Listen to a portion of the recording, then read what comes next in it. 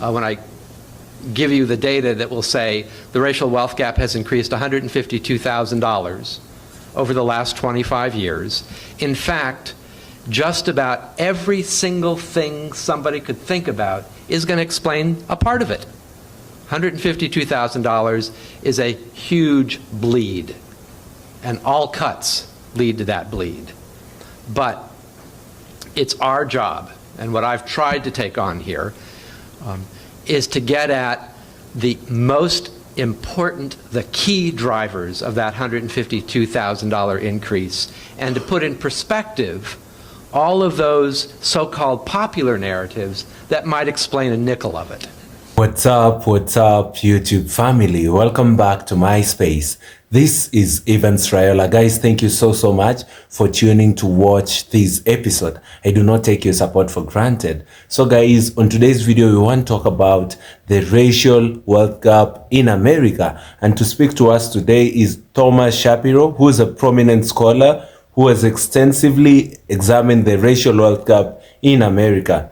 His research reveals that systemic policies and historical injustices have significantly contributed to the persistent economic disparities between white and African American families. In his 2017 book, Toxic Inequality: How America's Wealth Gap Destroys Mobility, Deepens the Racial Divide, and Threatens Our Future, Shapiro illustrates how intertwined racial and economic inequalities hinder social mobility and perpetuate disadvantage across generations. He emphasizes that without addressing these entrenched disparities, achieving equity remains unattainable. And earlier, Shapiro co-authored Black Wealth, White Wealth, a new perspective on racial inequality with Melvin L. Oliver. This seminal work, first published in 1995, provides a comprehensive analysis of how historical policies have systematically advantaged white families while disadvantaging black families, leading to the current wealth disparities in America. So guys, I wanted to watch this video, and we'll get to understand why there is a lot of racial wealth gap in America. Once the video is done, we will get back and do a critical analysis about the same. Let's watch this together, fam. So, you are both pioneers in the field. You've articulated how people who have assets can hold on to those assets and the consequences of that. Can you share with us your lens, research and analyses, and how it's evolved over time? Can you tell us about the critical lessons that you've learned that led you to our understanding of the racial wealth gap at this moment? Sure, let me take the first crack. Thank you very much for that wonderful introduction. I'm the guy with the impossible expectations up here, meant to tell you all about what the drivers of the increasing wealth gap look like. Let me tell you how I got there. In the fortunate opportunity I've had to do a lot of writing and talking to media and to general public and lots of audiences, it's amazing to me that I seriously can't think of one occasion where data around what the racial wealth gap is has been challenged. It's unassailable, and I think that we have built that foundation that nobody has attacked because, frankly, it's very, very difficult to attack. However, just as Alexis told us before, it's like a racial Rorschach test. When I talk about the racial wealth gap, everybody knows why that gap exists. Because, in fact, it builds into all of those implicit biases, and that social construction comes back at us. And you hear that in all kinds of ways. As I've been thinking about that, I've been trying to work on a project that tees up some evidence-informed policy at the same time that helps us shape an evidence-informed narrative that accounts for the largest pieces of the racial wealth gap, in particular, the largest drivers of the increasing racial wealth gap. Because I think we all do understand that, in fact, when I give you the data that will say the racial wealth gap has increased $152,000 over the last 25 years, in fact, just about every single thing somebody could think about is going to explain a part of it. $152,000 is a huge bleed, and all cuts lead to that bleed. But it's our job, and what I've tried to take on here is to get at the most important, the key drivers of that $152,000 increase, and to put in perspective all of those so-called popular narratives that might explain a nickel of it. So, typically, I'm not sure where the sun is shining brightly on us, perhaps glaring out some of the slide here. But typically, when we look at the racial wealth gap, we look at it at one point in time. And we see data like this, which is accurate, absolutely accurate. And it tells us that the gap is somewhere around $100,000. And we talk and think a lot about why that gap exists. And when we think about it at one point in time, we're looking at one bar in time, our brains, as they should, I think, go to the historical, the legacy, the sedimentation of inequality, because we're talking about a starting point, in a way. The perspective that I want to start to shift is when we ask the question, what happens over the course of a generation to that gap that we typically just look at one point in time? And here I don't know how clearly, again, people can see it, but the blue chart, the blue bars, the blue lines, is median wealth of a typical white family. The red is typical wealth, the median wealth of an African American family. This comes from a study, panel study of income dynamics that has followed the same set of families, and we're looking at it over a 25-year period.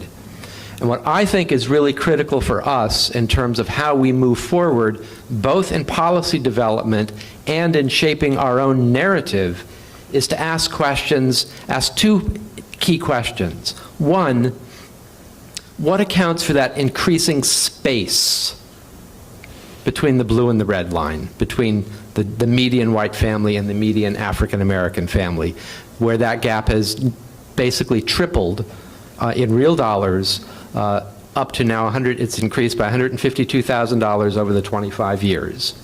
And second, to ask,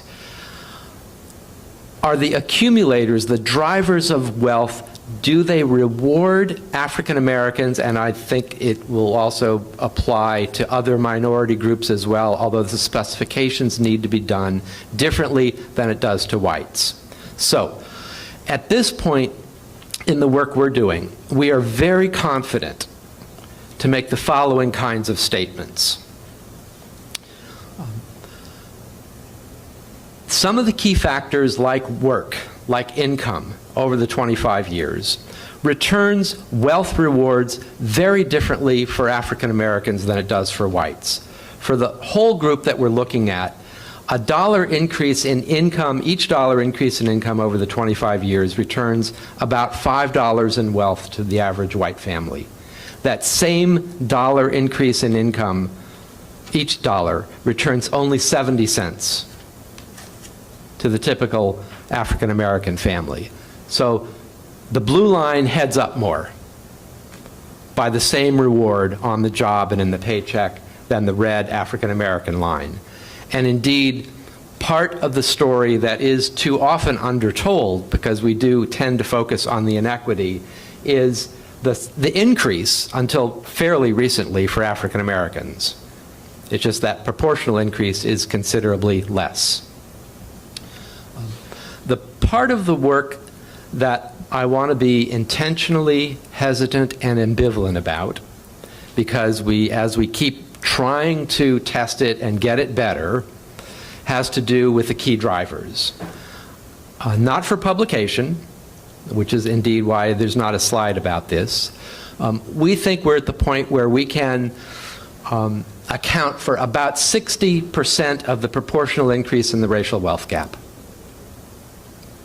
with by far the largest driver being home ownership over the 25 years. The number of years that a family has owned a home over those 25 years, in our estimate, and again, very ambivalent, very hesitant, we keep reworking it, accounts for about 40% of the increase in the racial wealth gap. It's that huge.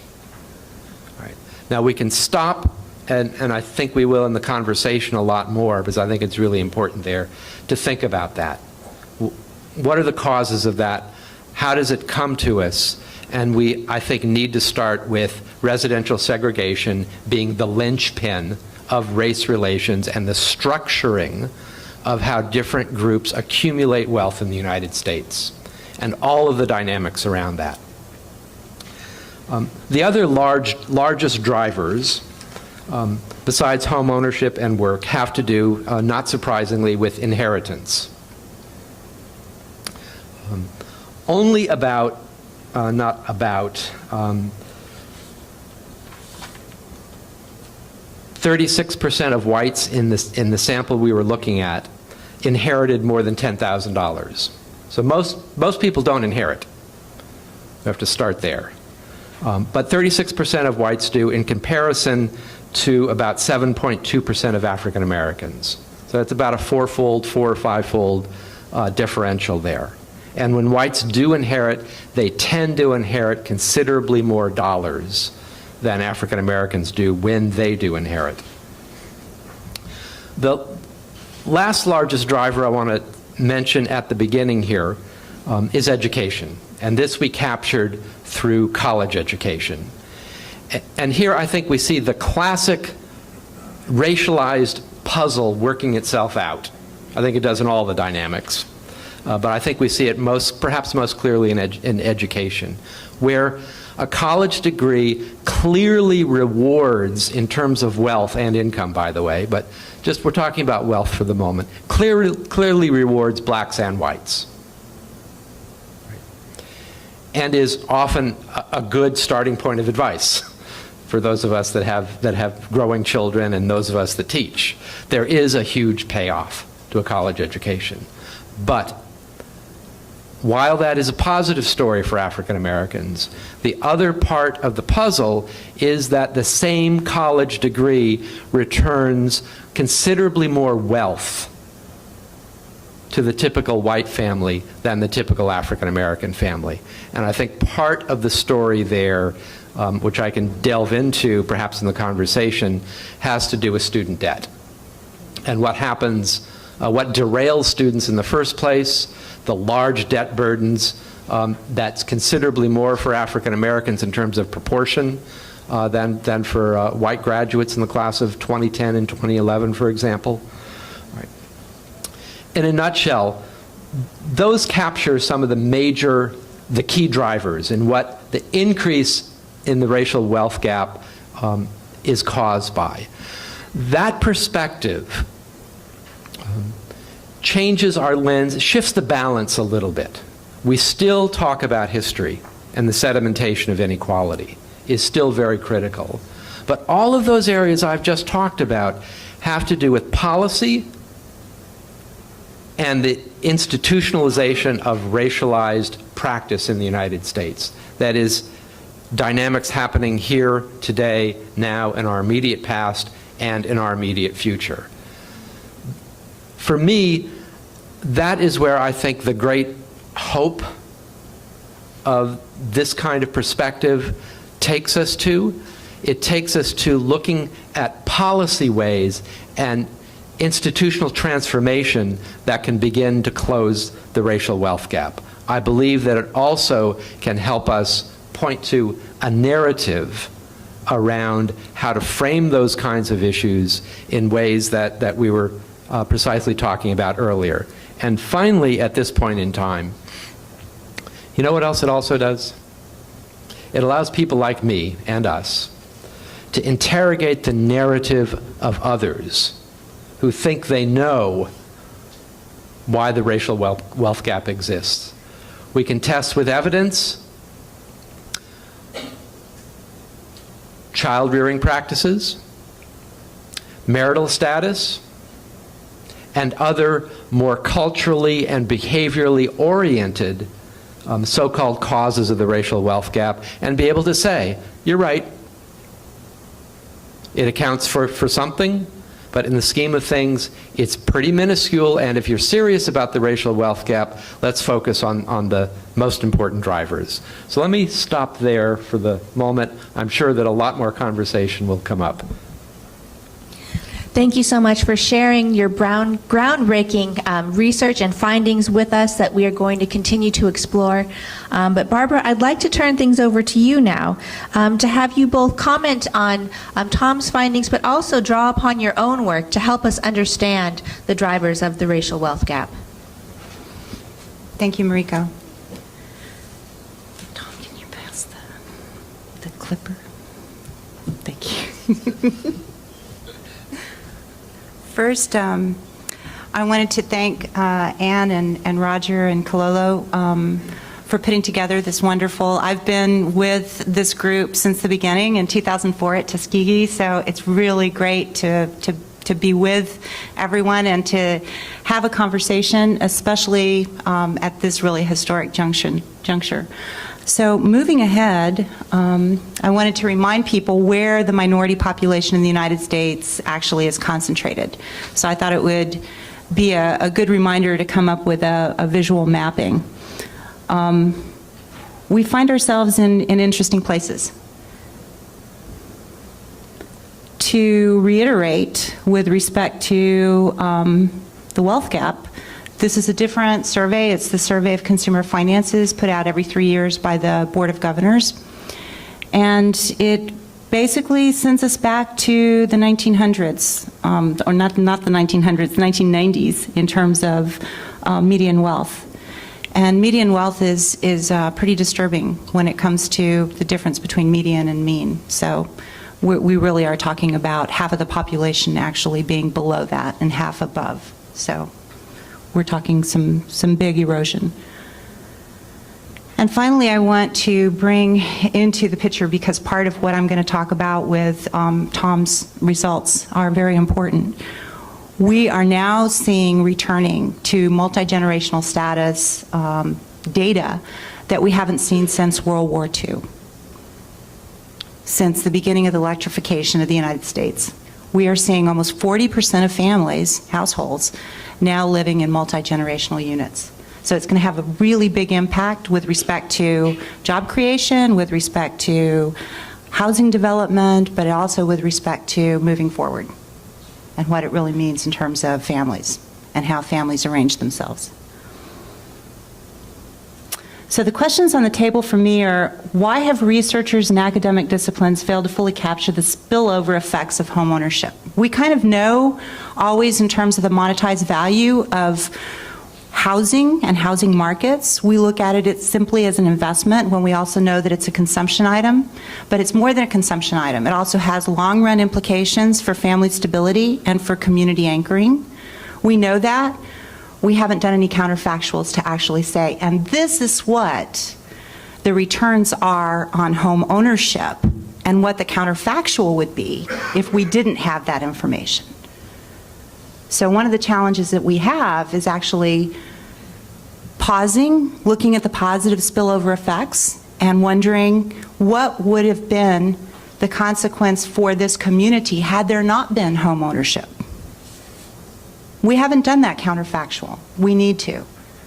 It's part of recognizing that home ownership isn't just the investment vehicle, it's also part of stabilizing families, communities, and anchoring our civic engagement.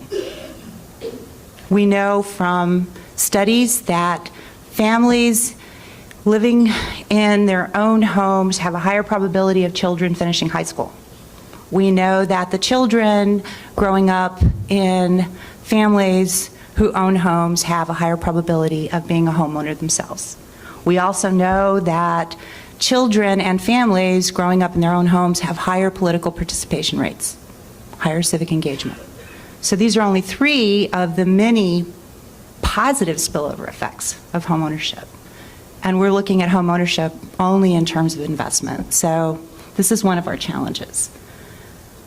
The other challenge is what the role will be for our institutions that we've taken for granted for a very long time. Now that we've had the Great Recession, now that we're beginning to look at a 21st landscape, not only in job creation, but in job training and in job mobility, we're also looking at new ways of facing the housing market and the recovery of the housing market. What are we going to be asking of our institutions? Are we going to be asking them to be siloized like they have in the past? Or will we be asking them to be more comprehensive in terms of what kind of services they deliver? Finally, I submit that we're in a new age of little data and big data. We've just come off the election where everybody was looking at the polls, if not every day, every other day. And we have become a very data-oriented society. We produce it, we analyze it, we now have become almost a consumer, expert on dashboard analytics in one way or another. So this is a time to now be using data to benefit our communities, and we can be doing it in real time. So one way that our communities can actually advocate for themselves is to have the evidence in a timely way and not have to wait 5 years to get the evidence. This is about helping communities, in a sense, have a little bit of what the campaign was all about. How do you get the information? How do you implement it? And how do you get the outcomes? So, communities at the table is part of what I think this conversation is about and the wealth divide is about. Because it's in communities where the wealth erosion has happened. So with that, I kind of close off and open the floor.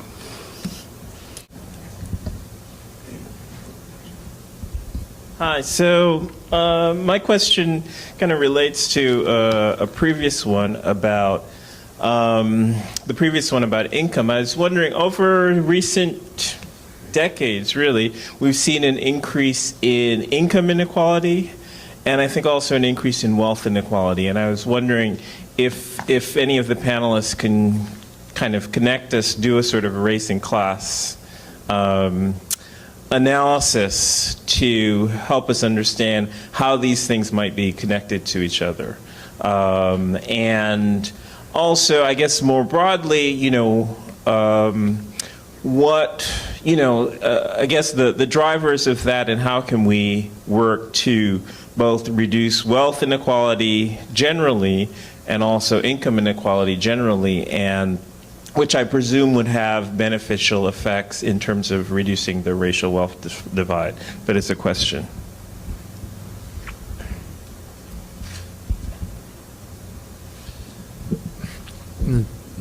Thank you for that set of questions. So the second largest key driver in the increase in the racial wealth gap has to do with dynamics around work and pay. It's been, we clearly need to identify it and elevate it, and to think very seriously about the kinds of policies that would remedy that. I think it certainly in that basket has to do with a living wage, far beyond the minimum wage, but I also think it has to do with benefits, especially around retirement security, health care benefits, and others as well. I don't remember the exact dating on this, and maybe my colleague at the Fed will remember. I don't want to put her on the spot. But if we were to look at a graph around worker productivity, post-World War II worker productivity, in the period right after World War II, there's a near doubling of productivity in the United States. And for the most part, that productivity is shared. the living standard of most groups, whether it's racial, ethnic, age, gender, nearly doubles between about 1950 and the late 1960s. Now, the middle story I want to skip over, but it's the last part of the story that we're in, where 0% of the productivity has been distributed through the wage or through wealth to anybody outside of the top 1%. And that happens out of diminishing power of unions, policies, tax preferential policies around the wealthy, around capital gains, how interest is treated, all of those kinds of policies that were changed from previous eras to specifically benefit those at the very top. So the stagnation, if you will, in the living standard of of typical American families and workers is not out of lack of productivity, it's lack of how that productivity has been shared. It's been going to essentially the very, very top 1% again. Those are questions around, or lack of questions around labor economics, around the ability to make that distribution much more equitable, however we want to define that. And we also have, I think, a disconnect, and it's a conversation that I continue to have with my colleagues in communications and in marketing. There was, I think, a legacy in a time when the U.S. workforce understood that it was also a consumer. And now we tend to have a disconnect between the consumer identity and the worker identity. And so they don't recognize in one person the connection between what you're buying at Walmart is also going to have an impact on what you're going to be bringing home. And if part of free enterprise is about price decreases, then we're going to see this reflected also in the workers' wage scale. Now, another issue that we haven't seen is since the 1960s, occupational status and how you value that with respect to where it's placed in the economic sector and the industry hasn't been revisited. And I submit, I really believe that this is a time that we need to be rethinking this, especially after 9/11, is that we have food security. And this is one job sector that's not, that can't be exported. So those who work in the food sector industry should get a national security premium precisely because this is an area, provided they can keep the food sources safe. Family, after watching this video, you ought to have discovered, or rather getting to understand in depth, why there's a lot of racial, gap when it comes to matters wealth in America. And here's what I found out from what I heard from the speech by Shapiro. Shapiro's research identifies several key factors contributing to the widening racial wealth gap. Some of the reasons as to why there's every day there's a widening wealth gap in America. Number one is home ownership. Discriminatory housing policies have historically limited African American families' access to home ownership, a primary vehicle for wealth accumulation in the US.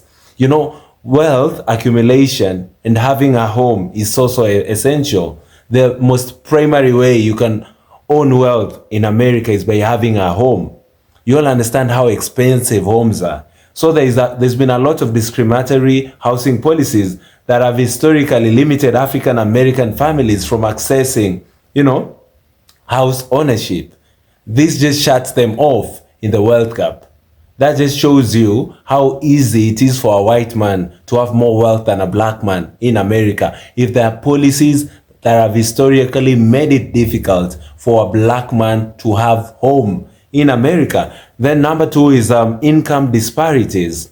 Persistent income inequalities mean that African American families have less disposable income to invest or save, hindering wealth building. Most black families in America do not have as stable incomes as those of the white counterparts. Many a times when you get jobs that are employing black people, they are jobs that are controlled by white folks. And historically, they've always wanted, to put other white people ahead and ensure that the black folks are not getting as much as the white ones. So the income disparities just widens the gap of wealth in America by so far. Then we have education inequalities, inequities. While education can enhance earning potential, African American graduates often receive lower returns on their educational investments compared to their white counterparts. You know, you all study together, but now when it comes to the market for your education, the white counterparts tend to get better opportunities than the black folk. Then we have unemployment. Higher unemployment rates among African Americans deplete savings and limit opportunities for wealth accumulation for the black folk. I went further to do more research, and here is some of the key insights that Shapiro's work delves in. Number one is the impact of historical policies. Shapiro underscores that discriminatory policies such as redlining and unusual implementation of the GI Bill have historically obstructed African American families from accumulating wealth, particularly through home ownership, and these systemic barriers have had long-lasting effects on wealth accumulation in America. And then there's the wealth versus income disparities, just like I've spoken about. The white people in America tend to get, you know, a lot of money when it comes to employment, the income they get from the employment as compared to the white counterparts. Then we have the role of inheritance and support, the family support. You know, Shapiro's research indicates that inheritance and intra-family financial support contribute to the racial wealth gap. White families are more likely to receive substantial financial transfers, providing them with advantages in education, home ownership, and entrepreneurship. How do you expect the black counterparts to even be able to inherit wealth? When it has been difficult for black folks historically in America, the white folk has always had wealth. It's easier for them to transfer the same wealth to their kids. So that widens the wealth gap. You know, they have this wealth that they can actually be able to inherit. And this is why people like George Fraser really pioneers for black folks to be able to build wealth that will last them generations. You know, and he says it's not easy for the black folk to do that. He says that after studying from schools, we all understand the job market in America. We understand that the income disparities, they'll always choose, you know, the white folk over the black folk. Many times the black folk would be paid peanuts. So he advocates for black people who use the knowledge that they get from school, or rather the higher levels of the higher institutions of learning. Once they get from there, they'd rather open up their own businesses. Once they do that, they try and employ other black people. That way there'll be a reduction rather, when it comes to income disparities in America. And I think that is one of the solutions that would help black people be respected, that would help black people gain power. How do you gain power? By being economically empowered, by being somebody who can stand for themselves without depending on the white counterpart. Because we know for ages, history has told us that many a times they have the power, you know, to even be able to give their children, for their children to inherit what they've been building over the years. But that is something that melanated people in America are slowly or are trying, you know, to try and do it right now. It's not something of the past, you know. Then there's this other point of the effects of unemployment. Higher rates of unemployment among African Americans deplete savings and hinder wealth accumulation. Shapiro points out that job instability forces families to utilize their limited assets, further pushing for economic disparities. Family, thank you so much for watching this video. I do not take your support for granted. Somebody would ask me, why do you do black stories? Why do you do stories on black empowerment and black history? I just endeavor, you know, to make the black folk be empowered, for us to be able to learn from this platform about our history. Because myself, I learn each and every day as I do my research for each and every video that I get to post on my channel. Let us learn together. like this video so that it can be recommended to other YouTube users. You can as well comment down below and let me know what you think about this video. And before I end this video, it would be bad for me to end it without proper solutions, you know. I'd really push that if black folks, black Americans who are able to be in those higher levels, you know, of leadership, they should push for policies that will ensure there is equitable, you know, housing policies, you know, progressive tax reforms, educational investment among the black community, you know, support for asset building for black folks. I think those will be some of the solutions that would help us if we have a leader who can represent us and ensure that our needs are actually met. Many a times when people go in those top offices, they only think of themselves, or rather they are controlled by an external power. I really hope that this generation of ours will give birth to a steadfast leader, somebody who thinks about what their people have been going through, but not about his stomach. Thank you guys. Comment down below. Let me know what you think about this video. Like it so that it can be recommended to other YouTube users. Last but not least, kindly do consider subscribing to the channel. We are currently on the road to 50,000 subscribers, and we cannot do it without your support. Let us share this video and ensure that black folks all over the world get to learn about our empowerment. Thank you, and see you all in our next episode. Goodbye.